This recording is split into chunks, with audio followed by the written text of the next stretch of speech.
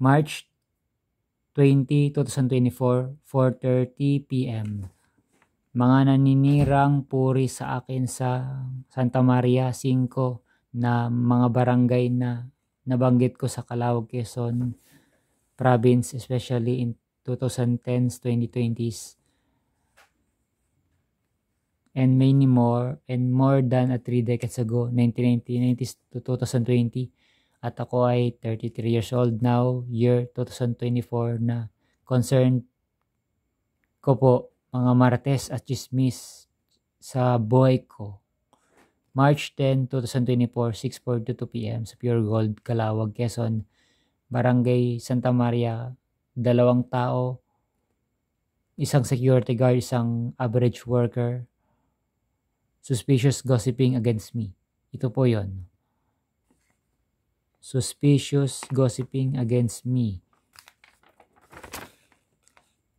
March 12, 2024, 3:08 p.m. na natsyempohan ko sa Barangay 5 na nabidyohan ko identity niya, ngunit hindi ko nai-record ang sinabi niya sa ibang kasamahan na kapwa tricycle driver na pilahan tapat ng AB Liner bus terminal na hindi nagagaling ang kanyang PWD kahit may pinag-aralan siya at college degree diploma.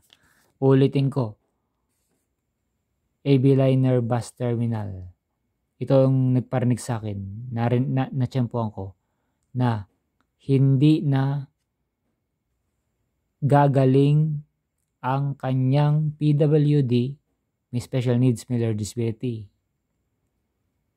may suspected ADHD, PWD, kahit may pinag-aralan siya at college degree diploma. Yan po yung narinig ko. Tapat ng AB Liner yan. Sana nga ay, ma'am sir, sana po ay papanalangin ko, lumambot po yung puso ninyo.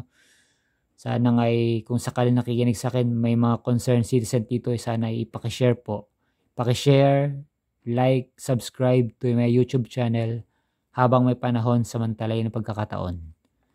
Good luck po parati at ingat po sa daan kung nagbibiyahe po kayo. And God bless you po. Take care to yourself.